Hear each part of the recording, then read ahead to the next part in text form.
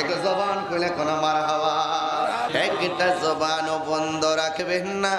আমাদের আসল ঘরের নাম কি বিল্ডিং না কবর? এই যুবক, আমি কবরে বেঈমানের শাস্তির কথা বলেছি, এবার আসো ইমানদারের কেমন সুখ। ইমানদার কেমন সুখ জানো নি? মুমিন হইয়া যদি কবরে যাইবা, আল্লাহ ডাক দিয়ে বলবো, ও ফেরেশতারা, জান্নাত থেকে নূরের গালিচা নিয়ে কবরে যা। ওই কবরের ভিতরে বিছানাটা বিছাইয়া দে, যেন ওই বিছানার ভিতরে সে ঘুমায়া যাইতে পারি।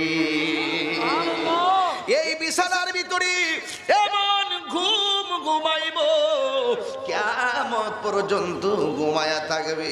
আর বেঈমানে কবরে ঘুম তো দূরের কথা, জাহান্নাম থেকে সুরং করে দেওয়া হবে। আল্লাহু আকবার।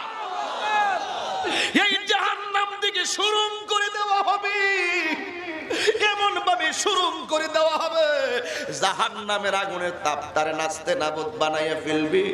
আর জাহান্নামী থেকে এমন আযাব দেওয়া হবে, ও যুবকের দল, কষ্ট কষ্ট, একদিন না দুই দিন নয়, কিয়ামত পর্যন্ত কষ্ট পাবে। এবার ইমানদার কিয়ামত পর্যন্ত ঘুমাইয়া থাকবে। যখন ইদাউযুল জিলাতিল আরদু জিলসালাহা ওয়া আখরাজাতিল আরদু আসকালাহা ওয়া ক্বালাল ইনসানু মা লাহা।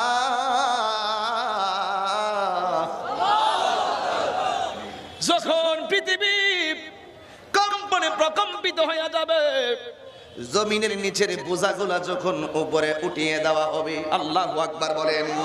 ওয়া ক্বালাল ইনসানু মা লাহা, তখন জমিনের মানুষগুলা বলবে, কি হইল কি হইল কি হইল।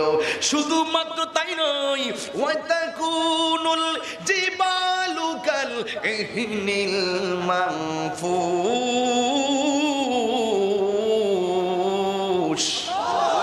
তুমি যে দুনিয়ার জমিনে যে পাহাড়গুলা দেখতেছো, এই পাহাড়গুলো তুলার মতন উড়ে উড়ে যাবে। এই দুনিয়ার পাহাড়গুলো যখন উড়ে উড়ে যাবে, এই পৃথিবীটা একেবারে টলমল টলমল শুরু করবে। কারণ তুমি যদি দেখতে চাও এই পাহাড়গুলো আল্লাহ কেন বানাইলেন, গড়ের চাল আছে না নাই? ওই যে চাল আছে, চালের কাঠগুলা লাগাই দিয়ে উপরে স্ক্রুপ মারে, কেন জানেননি? যেন বাতাসে চালটারে উড়াইয়া নিতে না পারে। ঠিক আল্লাহ রাব্বুল আলামিন এই পৃথিবীটাকে ওই পাহাড় দিয়া পেরেক মেরে দিয়েছেন। ওই পেরেক মারার কারণে পৃথিবী নড়াচড়া করতে পারে না। কিয়ামতের ঘন সময় এই পাহাড়গুলো আল্লাহ উঠাইয়া নিবেন, তখন পৃথিবীটা এইভাবে টলমল টলমল শুরু করবে। এ বন্ধুরে, কি অবস্থা হবে সেই সময়ের ভিতরে। এই জন্য যুবক ভাইয়েরা, নিচে যতগুলো মানুষ আছে সব উপর যেতে, নিচে আছে তেলের খনি, নিচেই আছে গ্যাসের খনি, নিচে আছে কত কয়লার খনি, ওই নিচে স্বর্ণের খনি, সবগুলো উপরে উঠে যাবে। এরপর মানুষ স্বর্ণ ধরবে না, কারণ মানুষের জান বাঁচবে না। সারাটা পৃথিবী টলমল হয়ে যাবে, পাহাড়গুলো তুলার মতন আকাশের দিকে উঠতে উঠতে শুরু করবে। এইভাবে একটা পরিস্থিতি তৈরি হয়ে যাবে। ও যুবকের দল, এইভাবে আমার আল্লাহ ইসরাফিলের সিংহা ফুৎকারের মাধ্যমে এই পৃথিবীটাকে ধ্বংস করে দিবেন, এই পৃথিবীটাকে ধ্বংস করে দিবেন। যুবকের দল, এই পৃথিবী যখন ধ্বংস হয়ে যাবে, এই পৃথিবীটা একেবারে সব কিছু স্তব্ধ হয়ে যাবে, তখন আমার আল্লাহর মর্জি মোতাবেক হাসরের ময়দান কায়েম হবে। চিৎকার মাইরা কি আল্লাহু আকবার বলবেন না? নাই কোন বন্ধুগণ, নাই দরদি, নাই কঠিন দিনে আমার নবীজি বিনে। রোজ হাসর কঠিন দিনে রাব্বুল আলামিন ওয়াহিদুল কাহার বলিয়া সাজিবেন হাকিম। থাকিবে না দয়া মায়া স্নেহ মমতা, কেউ হবে না কারো জন্য যাবি নদাতা। হাই হাই হাহাকারে কইরা যাবে ধনী, পিপাসায় ফাটিবে ছাতি, মগজ গলে পানি। কান্দ কান্দিতে থাকিবে সেদিন আদমের আওলাদ, কান্দিয়া জানাইব তারা তাদের ফরিয়াদ। এই কথা বলিয়া সবাই এইভাবে সবাই আদমের কাছে যাইব। হাসরের ময়দানে আত্মবিঘাত, কেউ ঘাটু পানিতে সাঁতার কাটবে, কেউ গিরা পানিতে সাঁতার কাটবো, কেউ কোমর পানিতে সাঁতার কাটবো, কেউ কোলা পানিতে সাঁতার কাটবো। এই পানিগুলা কিন্তু দুনিয়ার নদীর পানির মতন নয়। এই পানিগুলো হবে দুনিয়ার আগুন যেমন গরম, তার চাইতে 70 গুণ বেশি গরম হবে নিজের ঘামের পানি। এই পানিতে যার যার পাপের বোঝা লইয়া সাঁতরাইব, তোমার শরীরের গোশতগুলা খুলে খুলে পানিতে টুকরা হয়ে পড়ে যাবে। এই মাথার আধ বিঘাত করে সূর্যটা থাকবে, বাতের মাছ যেমন করে টগবগ টগবগায়া পড়ে, এমন ভাবে তোর মাথার মগজগুলি খুলি উইরা যাইব।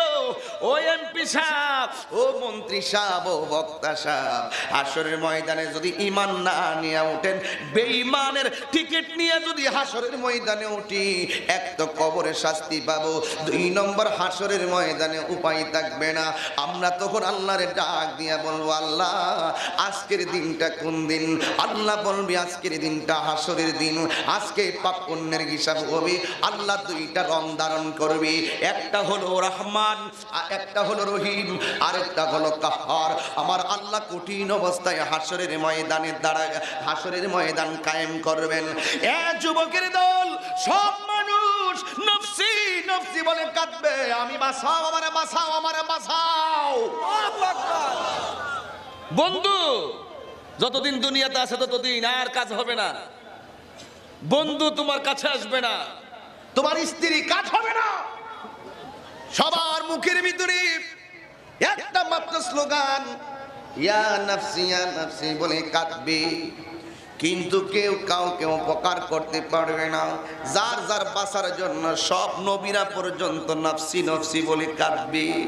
এ বন্ধু, আপনি হাসরের ময়দানে যদি আমল নামা খারাপ হয়, ঈমান যদি আমার ঘাটতি থাকে, আমার শাস্তি পাওয়া লাগবে। এবার আল্লাহরে আমরা ডাক দিয়ে বলবো, আল্লাহ আজকের দিনটা কোন দিন? আল্লাহ বলবেন, আজকের দিনটার জন্য আমি তোমাদেরকে বানাইলাম। আজকে 2টা কন্ডিশনে হাসরের ময়দানে কাজ হবে। একটা হলো ফামাইয়া আমাল মিসকালা যাররাতিন খাইরান ইয়ারা ওয়া মাইয়া আমাল মিসকালা যাররাতিন শাররান ইয়ারা। যাররা যাররা পরিমাণ যারা ভালো কাজ করেছো তোমাদেরকে প্রতিফল দেওয়া হবে, আর যাররা যাররা পরিমাণ যারা খারাপ কাজ করছো তার প্রতিফল দেওয়া হবে।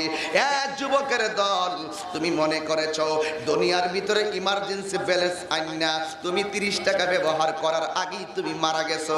তুমি মনে করতেছো ফ্লেক্সি করলাম 30 টাকা বা 50 টাকা ফ্লেক্সি করলাম, আমি 20 টাকা ইউজ করলাম, 30 টাকা বাকি আছে। ওই মুহূর্তে তুমি মারা গেছো, ইমার্জেন্সি ব্যালেন্স আনছো অফিস থেকে, তুমি তো ঋণ দেও নাই। মনে রাখবা, এটার জন্য তুমি ঋণ হিসাবে হাসরের ময়দানে উঠবে।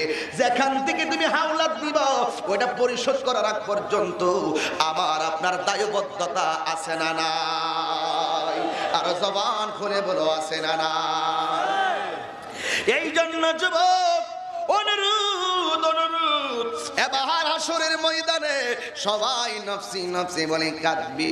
এবার আমরা সবাই আদম নবীর কাছে চলে যাব, যাইয়া ডাক দিয়ে বলবো, ও আদম, আপনি আমাদের আদি পিতা, আপনি আমাদের জন্য একটু সুপারিশ করেন না। আদম আলাইহিস সালাম বলবেন, আমি পারবো না। আল্লাহ আমারে বলছেন, ইয়া আদম উসকুন আনতা ওয়া যাওজুকাল জান্নাহ।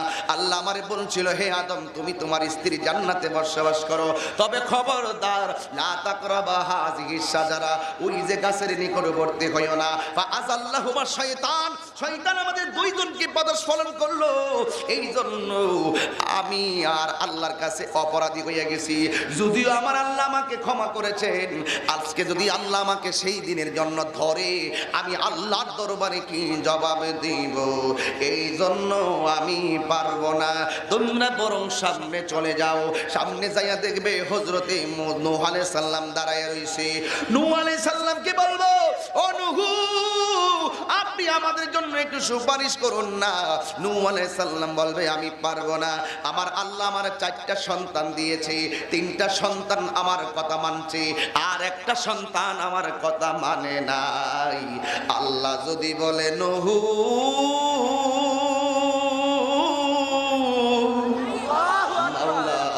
তুই রে তুই আউয়ালে